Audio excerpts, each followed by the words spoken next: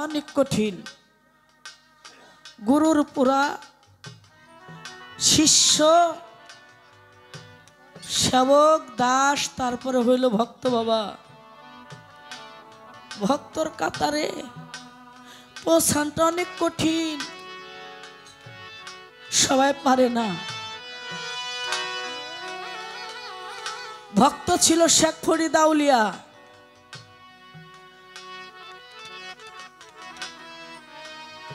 কত পরীক্ষা, কত কষ্ট, কত কিছু করছে। 12 বছর চলে গেছে গুরুর সেবা করতে করতে।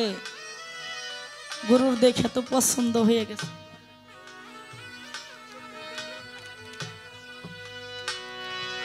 বাজান যখন প্রথম বলি ক্যালেন্ডারের কাছে গেছে, কিছু নমুনা দেখছে, চলে আসছে। আসার পরে দেখে বলি ক্যালেন্ডার দেখে আমার কাছে যে আসতেছে সে আমার সাথে জার্নিওয়ালা। বলে ওর কিস্তিরা যিনি শুধু ঘুরে আসে না, যেন মাথাটা বাইর করে দিছে। সে যেন আবার তখন শেখ ফরিদ আউলিয়া ভাবতেছে যে আমারে যাইতে দিল না, ধ্যানে বসে দেখে আমারে যাইতে দিল না বলে ক্যালেন্ডার, ওর মাথার মধ্যে যেন শিং হয়ে যায়। সে আবার ধ্যান করে দেখে যে ওই এই কাজটা করছে। আসছে, আসার পরে বলে বাবা তুমি কেন আসছো? খুব শর্টে বলবো, কেন আসছো? আমি আসছি আপনার কাছে মুরিদ হওয়ার জন্য। বলে আমি আপনার কাছে মুরিদ হব? বলে আমি আপনাকে মুরিদ করতে পারবো না। কেন না? বলে আমার চাইতেও তুমি অনেক জার্নিওয়ালা। যখন শেখ ফরিদ আউলিয়া মনে মনে ভাবে তাহলে এখন আমি কোথায় যাব, কার কাছে যাব? যিনি গুরু সে তো বুঝতে পারে। তখন তিনি বলে তুমি চলে যাও শিবলি রহমতুল্লাহ আলাইহির কাছে, তুমি ওইখানে গেলে তুমি মুরিদ হইতে পারবা। তখন তিনি চলে যায় শিবলি রহমতুল্লাহ আলাইহির দরবারে। ওইখানে যাওয়ার পরে তাকে দেখেই বুঝতে পারে যে সে একটু গুরু ভক্ত, ভালো জার্নিওয়ালা। বাবা গুরু যদি কোনো ভক্তকে পরীক্ষা দেয়, গুরুর পরীক্ষা কঠিন পরীক্ষা, সব ভক্ত সহ্য করতে পারে না। তখন বলে আমি তোমাকে মুরিদ করব, কিন্তু 12 বছর পানি গরম করে দিতে হবে, আমার অজুর পানি, আমার গোসলের পানি, এবং আমি যে ফজরের আজান দেয় তার আগে উঠে আমি অজু করে আমি নামাজ পড়ে প্রতিদিন আমার পানি গরম করে দিতে হবে। আর অনেক রকম ইত্যাদি ইত্যাদি বলে। সমস্ত কথা মানে মাত্র একদিন সময় আছে। এখন গুরু তো ভক্তকে ছাড়তে চাই না। যখন ছাড়তে চাই না, শেখ ফরিদ আউলিয়া আশায় আশায় আছে। আজকে রাত্রে মাত্র, আজকে রাত্রে মাত্র আছে, তারপরের দিন আমার গুরু আমাকে আপন করে নেবে, আমাকে তার চরণের দাস করে নেবে, আমাকে মুরিদ করবে। অনেক বড় একটা আশা আকাঙ্ক্ষা নিয়ে সে বসে আসে, রাত্র যাপন করতেছে বসে বসেই। কখন আজান দিবে? বাজার যখন বসে বসে ভাবতেছে এই মুহূর্তে আজান দিবে, আজান দিবে ভাব, জিবরাইল আলাইহিস সালাম তখন কি করলেন?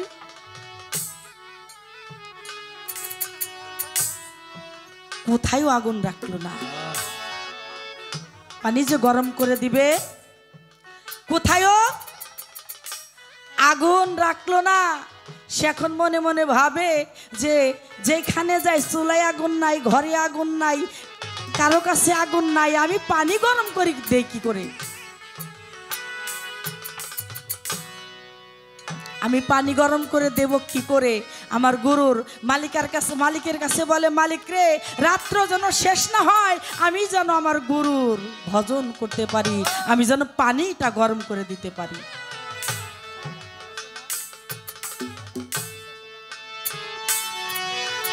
বাজান এই কথা যখন ভাবছে ভাবতে ভাবতে তখন দেখে এপার কোথাও পানি নাই, পানি আছে ওই নদীর ওপার একটি ধিপ ধিপ করে বাতি জ্বলে, ধিপ ধিপ করে বাতি জ্বলে। যাইতে যাইতে যাইতে যাইতে সে এখন নদীর পারে চলে গেছে।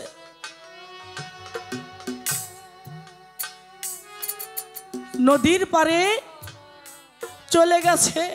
এখন ভাবে আমি কি করে আমি এই নদী সাঁতার দিয়ে যাব, আমার মুর্শিদকে তো পানি গরম করে দিতে হবে।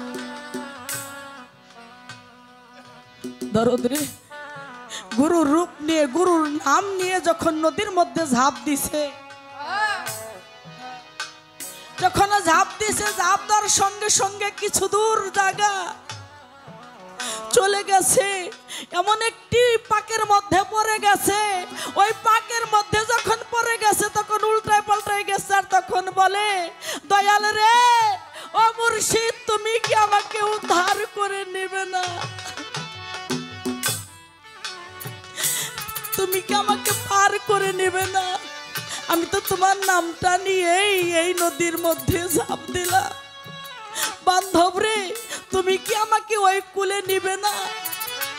বোধহয় এখন আমার প্রাণ পাখিটা উড়ে চলে যাবে, আমি বোধহয় আর বাঁচব না।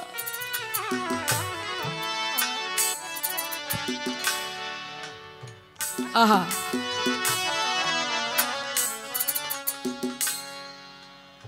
তখনই দেখে একটা কলা গাছের মতো দেখা যায়, ওইটাকে বুকের মধ্যে জড়াইয়া ধরছে। বুকের মধ্যে জড়াইয়া ধইরা ওইটা নিয়ে কলা গাছ মনে করে নিয়েই সে পার হয়ে গেছে। পার হয়ে যায়, পার হয়ে বলতেছে ওই ঘরের সামনে যে, মা ও মা,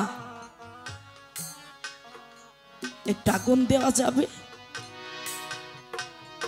সে বলে, কে রে, আমাকে মা বলে ডাকলি? তুই কে? বলতেছে, মা আমি অমুক। তুই আমাকে মা বলে ডাকলি, তুই আগুন চাইলি? বলে, হ্যাঁ আমার আগুনের প্রয়োজন হয়েছে। তখন বলে, আমার কাছে আগুন আছে, আমি তো তোমাকে আগুন দিব না। বলে, কেন না? যে আমি তো ব্যবসাবৃত্তি করে খাই, আমি তো দেহ ব্যবসা করে খাই, কিন্তু তোমাকে দেখে আমার একটু আশা আকাঙ্ক্ষা হয়েছে, কিন্তু আমি তোমাকে আগুন দিব না, আগুন দিতে পারি একটা শর্তে। তখন বলে, মা এই দেহটা তোর আমার নেই, আমার জীবন যৌবন মনোপ্রাণ যা কিছু ছিল সব কিছু তো আমি আমার মুর্শিদের চরণে বিলীন করে দিয়েছি। সব কিছু আমি আমার হাসিব চাঁদের নামে, আমি রশিদ চাঁদের নামে আমি তো বিলীন করে দিয়েছি। ও মা, জানো মা, আমার বলতে আমি আর কিছু রাখি না।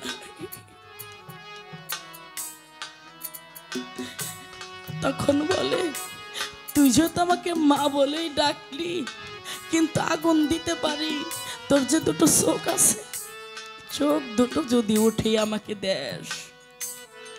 ঠিক আছে, চোখ দুটো উঠিয়ে ওই মহিলার কাছে দিছে। আগুন নিয়ে যেটাকে শাস্ত্রাইয়া কলা গাছ মনে করে টানে উঠাইছে, ওর তো পিঠ ফাইরা ছেড়ে গেছে।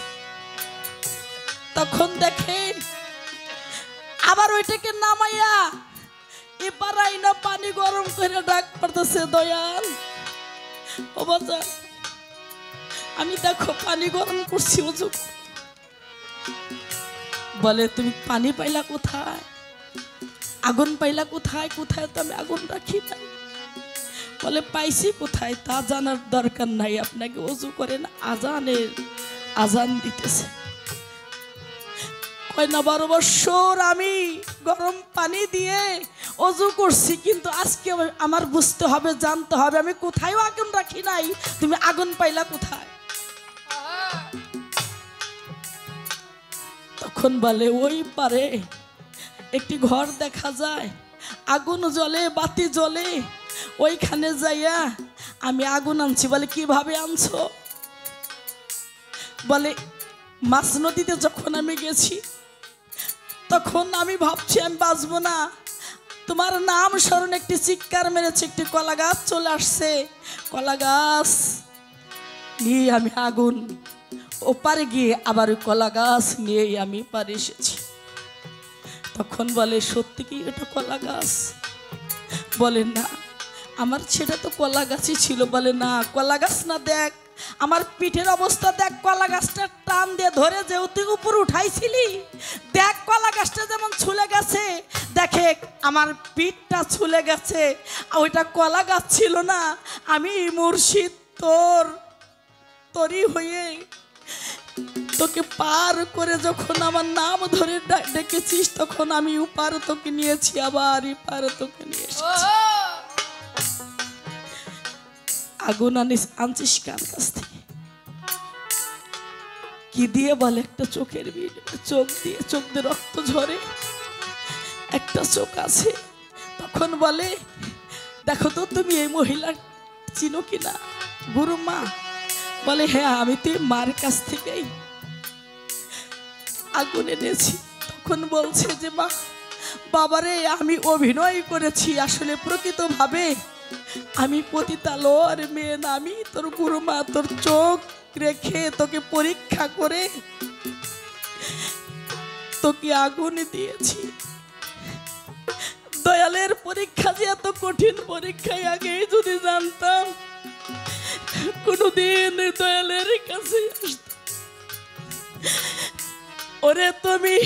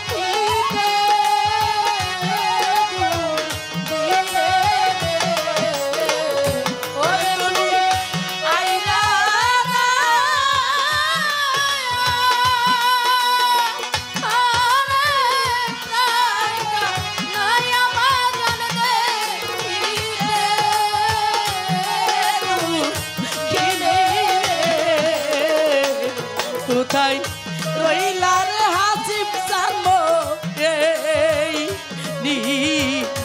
নিদানে, কোথায় রইলার রশিদ জানবো এই নিদানে।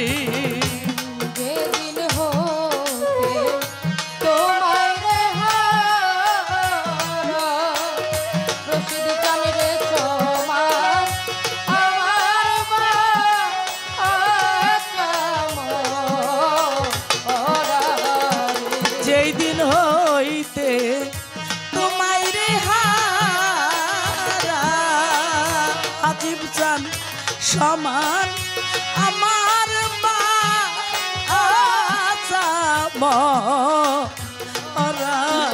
রে দিন হইতে তোমার দরদিন সমান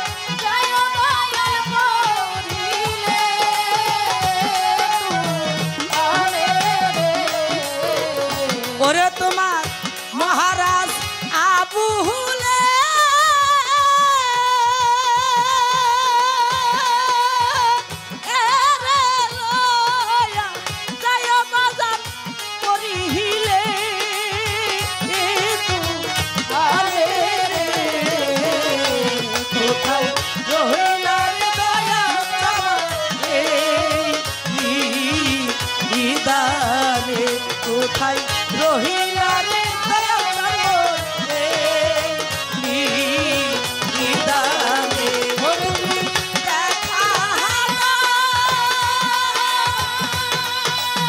নাও না কথা গৌনা বাজানো ভাগিনীর সনে ওরে তুমি দেখা